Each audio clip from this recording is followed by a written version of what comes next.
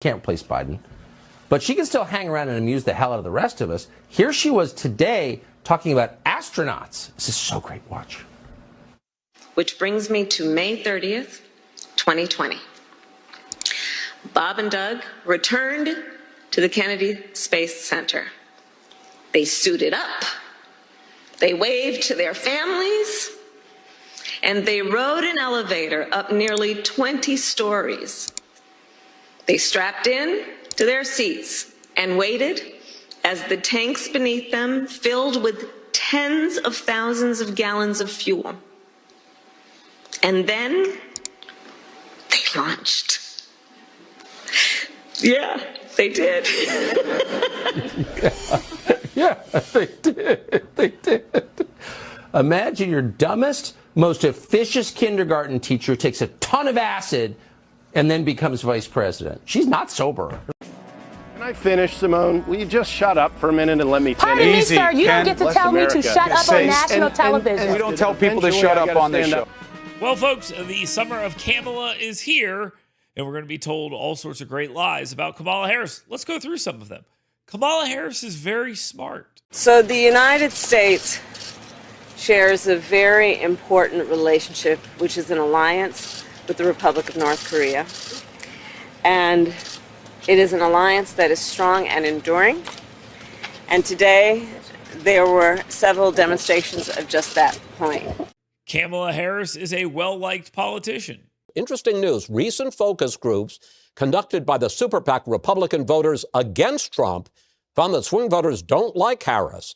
And focus groups conducted by the Democratic National Committee also found Harris rubs some people the wrong way. So, Jonah, how big a drag is Kamala Harris on the ticket? I think she's a pretty big drag. I think she was arguably Biden's worst political decision of his presidency to pick her in the first place. And one of the special reasons that she's a drag is Biden's age concerns people. They worry that he can't fill a term. They worry that he's not up to the job. And so the vice president matters more than they normally do. I generally think going into the future that Democrats really should not nominate or front people who come from decidedly all blue states unless they're like once in a generation talents like Barack Obama.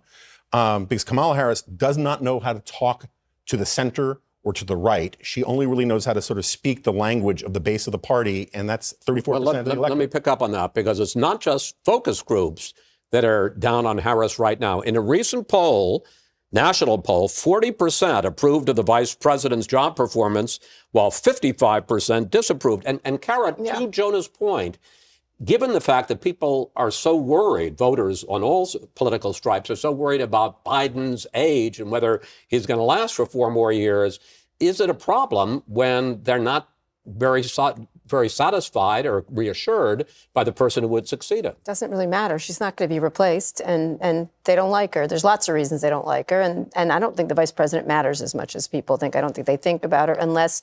With an 82-year-old president, it might I get that, more. but right now, I don't think that's the first thing they think about is her necessarily. I just don't. I think they've not liked her. She's had not a successful vice presidency, although I don't know what that means at all, because I don't think people thought of Mike Pence very much, or Dan Quayle, or anybody else. And so it doesn't matter because she's not going anywhere. He's not going to replace her. Think about that. Think about the earthquake that would cause. And so I think Jonah's right, though, in the sense that she really does struggle with her communication skills. She really. Well, it's so interesting you say that, because the vice president's staff, Lulu, is saying, well, you know, she got off to a rough start, whether it was just 1 year or 2 years or whatever, but she has finally found her voice. One of the things that people objected to was her voice. They said they found her voice, especially her laugh, annoying. Oh, dear. You know, it is amusing, and I put in Google, Kamala Harris finds her voice. It's not just it's not just the Harris team that's saying this. When you Google that, you get several articles by reporters. It is the media that's saying this, and about once every 6 months, the media writes a story, Kamala Harris finds her voice, and usually it's on the abortion message. If she had a strong, consistent voice and was really finding a lot of success as vice president, we wouldn't read an article every 6 months. Yes, because no one ever writes about women and their voice. voices. No one ever writes about women smiling or being appealing. Well, you know, I kind of anticipated this. I'm sorry, people but write about Robert F. Kennedy Jr. and his voice. Not that much. Come on. Oh, and it's a particularly annoying voice, by the way. But that's besides the point. It's precisely the point. So her voice is an issue. She's got a problem with communicating. She sounds like a prosecutor. I would say that's probably she sounds like what she was for years. I think the issue is she's also a woman. She's also a woman of color. And I'm not blaming it on that necessarily, but she has got a lot of inbuilt things. Are you suggesting that women don't face a double standard in politics? I'm just saying that I think the voice question with her is that she does have a voice that people find annoying, just like they do with Robert F. Kennedy.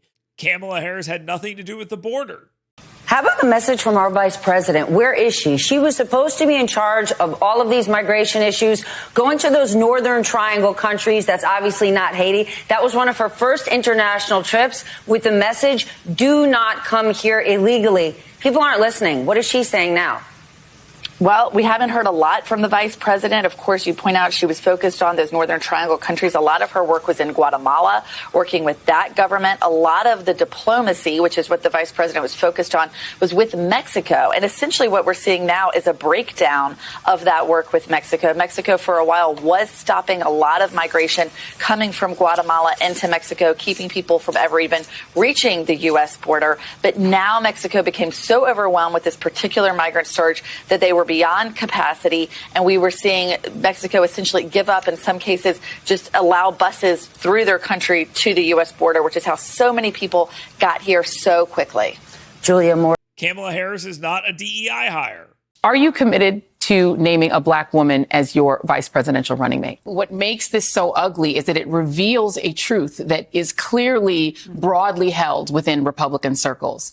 That white men, by definition, when they have a job, earned it and deserve it. And anybody but a white man is a DEI hire. Kamala Harris is doing well in the polls. Thing to keep in mind, I think there's all this talk of all this Harris momentum. Maybe there's a slight bit of momentum, but I would argue it's actually a little bit smaller than folks think. So pre-Biden dropping out, look, Trump was up by 2 over Harris. We look at the polls now this week. What do we see? We see Trump is up by 1 over Harris. The massive change is actually the change of candidates, because prior to Biden dropping out, he trailed by 6 points in these exact same polls that we look at here, where Harris was only trailing by 2 points. So the movement is actually from Biden to Harris, not actually Harris herself necessarily moving.